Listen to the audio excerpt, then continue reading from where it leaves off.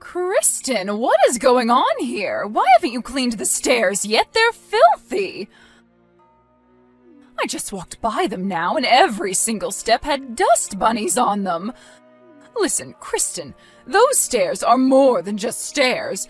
They're a passage that connects your unit to ours. Without them, how would you come downstairs to see us? If you're allowing these stairs to get so dirty, the only possible conclusion I can draw is that you feel the same way about your relationship with us. It's clear that you need lessons on how to be a respectable homemaker. Come down right now and I'll teach you how to clean properly. Mom? I think you should be able to tell just by looking at my massively expanded stomach that I am quite late in my pregnancy. And having given birth yourself, you should also be very well aware that at this late stage of pregnancy, some activities, cleaning the stairs, for example, are quite difficult for the mother. Ha! You're not going to get out of doing your work with those miserable excuses. I managed to keep the house clean while I was pregnant for both Tony and Mina. That's the difference between you and me. I understand the concept of duty and perseverance, and you would prefer to just laze around all day. If I could do it 30 years ago, you can do it today. No excuses, Kristen. Now hurry up, grab the vacuum cleaner, and meet me at the base of the stairs this instant. Mom. But not half an hour ago you made me go to the supermarket to pick up groceries for you. Did you forget about that by any chance? What? It's a 10-minute walk down to the store empty-handed, and since I'll be carrying bags on my way back, physically it will be quite difficult for me to do much of anything other than carry the groceries home this instant. Oh, well, I suppose you're right. Now, if there's nothing else you need from me at the moment, could I get back to finishing up the grocery shopping? You're also making me cook dinner for you tonight, so the longer I take to finish up here, the later dinner is going to get. Well, fine, go ahead.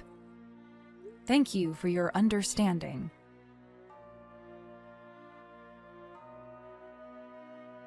Hello there, Kristen. I'm just letting you know that Mina will be moving back in with us tomorrow. Really? That's odd. I don't remember hearing from her for quite some time now. Why is she moving back here? Did something happen? Oh, it's all quite ridiculous. Her mother-in-law and husband were dreadful to her, so they got divorced. Oh my goodness, a divorce?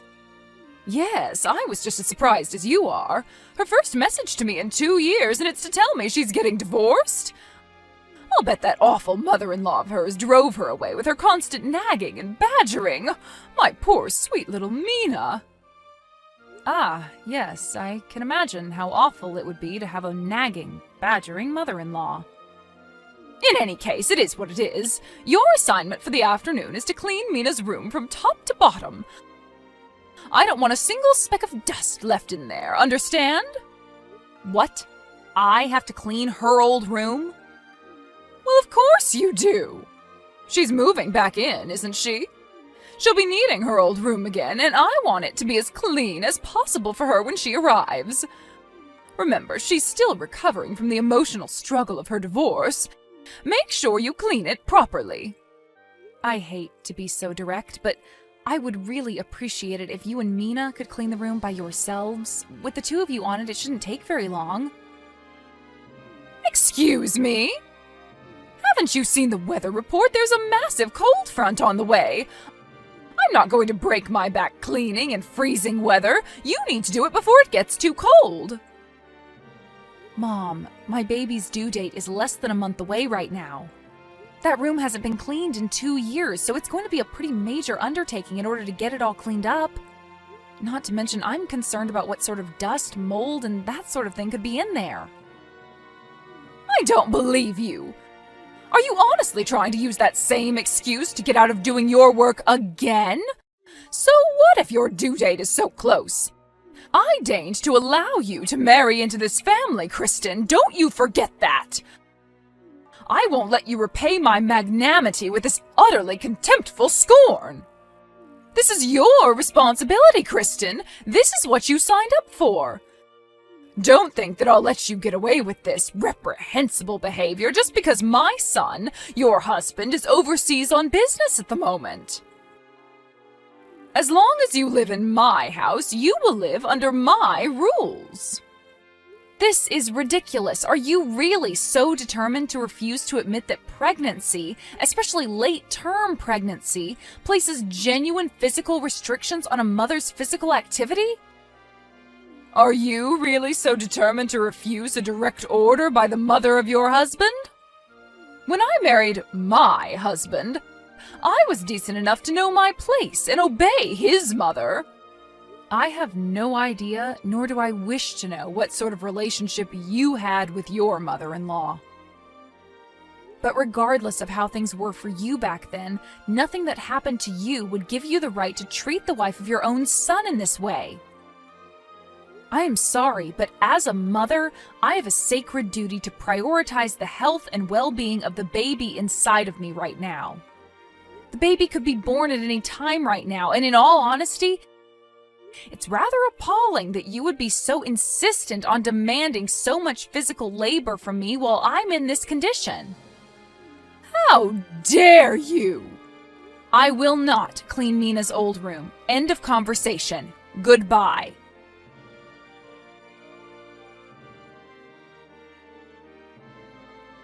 Kristen, what on earth are you doing? I haven't seen you all afternoon, and when I go up to your room, what do I find?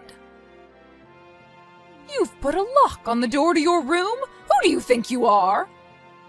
Is this the thanks I get for trying to make you into a respectable wife? What did that boy ever see in you?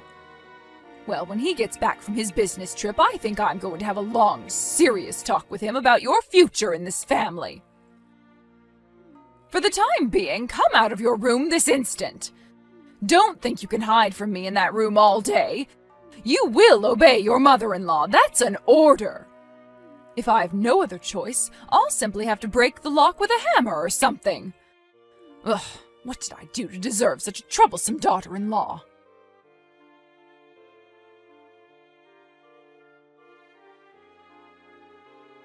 Kristen! Kristen, I know you're there. You can't ignore me like this. Mina's going to be home any minute now. I order you to get out of your room this very instant. I mean it. Oh, and one other thing. The weather report said that we'll be getting an extremely heavy snowstorm starting this evening into tomorrow morning. And thanks to you slacking off on your duties to me, I haven't had anything to eat for breakfast or lunch. Do you know what I'm going to have to do now? Go down to the convenience store to buy food for myself and Mina. Do you understand the lows you have forced me to stoop to? What if I get food poisoning? When you come out of there, bring your wallet with you. You're going to be the one paying for this, plus interest. You truly dreadful girl. If this is the kind of daughter-in-law you are, I'm utterly terrified for your poor child's future. Unlike you, however, I'm not one to give up. I will straighten you out, Kristen. I will transform you into a real wife and mother like myself, no matter what it takes.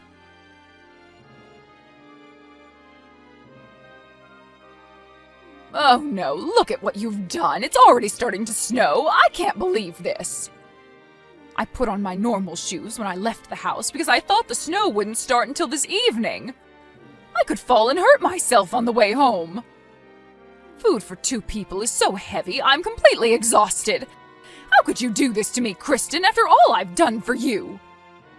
And what's worse is Mina just told me she'll be at the house any second. I'll bet she was absolutely devastated when I told her that you were being a lazy bum and hadn't cleaned her room yet. It almost brings me to tears just thinking about it. But even through her devastation, she still managed to muster up the courage to say, "It's all right, Mom, I can do it myself." I may have had no luck with a daughter-in-law, but at least my real daughter appreciates me.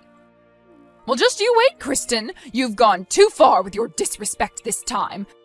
You're going to be punished for this, and I know exactly how to punish you.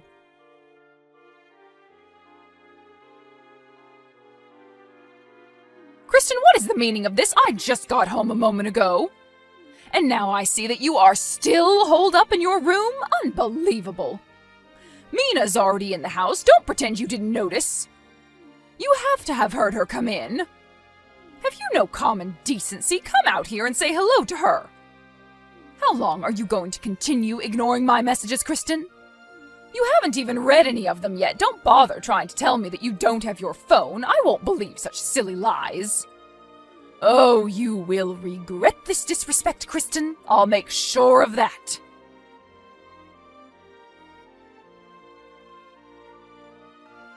Well then, hopefully this will teach you a lesson about respect. Just be grateful that I allowed you to stay in the shed in order to keep you out of the snow. While you're out there tonight, maybe think twice about ever disrespecting me again.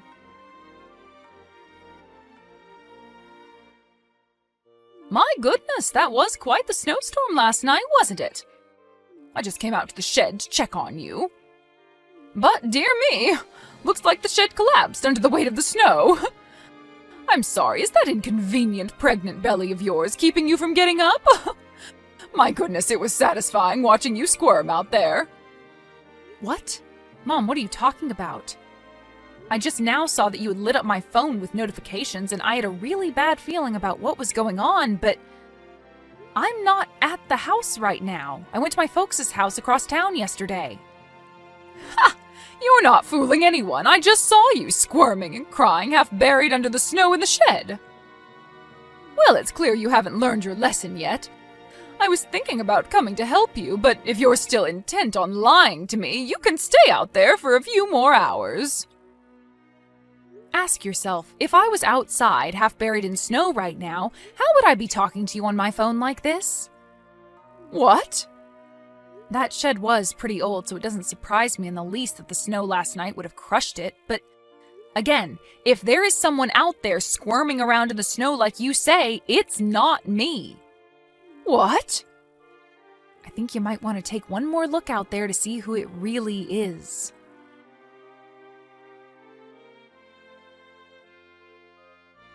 Why, Kristen, why didn't you come back to the house yesterday?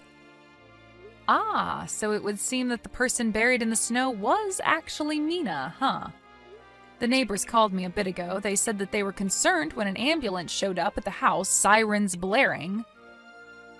Well, what was I supposed to think? It was your room, the door was locked, and you weren't answering my messages. How was I supposed to know that Mina was the one asleep in there? Any rational person would have assumed it was you. Her room still hadn't been cleaned, right? Did you think she was just going to lay right down on top of 2 years' worth of dirt and dust?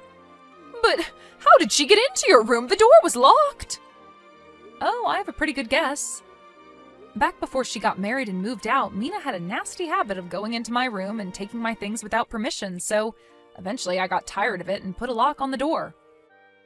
Then, after a while of having the door locked, one day my things started vanishing mysteriously once again, so I figured she must have made a copy at some point.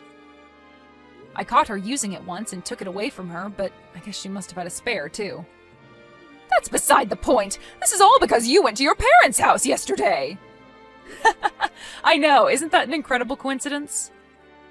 How can you laugh at a time like this? While I do feel bad for poor Mina, you have to admit it's pretty ironic. But you should also be grateful it wasn't me. If it were me out there rather than Mina, there's no way that both me and the baby would have come out of this okay. And you would have had some pretty serious consequences on your hands. But why didn't you tell me you weren't coming home yesterday? I spoke to you on my way out the door, don't you remember? What? 2 nights ago, I messaged Tony and told him all about the terrible way you've been treating me while he's been overseas, and asked him what he thought I should do. He told me that I should get out of the house for now and go stay with my parents. I called them up right after that, and they came to pick me up yesterday morning. They were planning on at least stopping inside to make an effort to be polite and say hello. But I thought that if you found out what I was doing, you would go berserk and do anything and everything you could to stop me from leaving. So I told them to wait in the car and that I would tell you they said hello. Wait, was this while I was watching TV? It was indeed. So let's recap, shall we? Mina has gained so much weight in the course of her 2 years of being a total freeloader at her now ex-husband's house that you mistook her for a very pregnant me. And without even bothering to check for sure who it was, you threw her into the shed. Did I miss anything? Oh, that's right. The neighbors told me that they had talked to the paramedics, who told them that the reason Mina couldn't get herself out of the snow was because she dislocated her hip when you threw her into the shed. How can this be happening? And come to find out that the real reason for Mina's divorce was actually because she was constantly verbally abusive towards her mother-in-law while her husband was away at work. That apple sure didn't fall very far from the tree. That can't be true! You're lying! No, it's true. Call her ex yourself. In any case, I suppose I'll let you get back to looking after Mina while she's recovering. That's right. You need to hurry up and get back here so you can take care of Mina while she's recovering. I'll pass. My baby will be born any moment now, so I plan on doing some well-deserved rest and relaxation until the big day comes. You can't do that! I have already talked to both Tony and my parents about this, and we're all in agreement that this is the best course of action for everyone involved. But what about me? Correction. The best course of action for everyone involved, except you. Kristen, I need you over here now. I can't look after Mina. I'll miss my shows.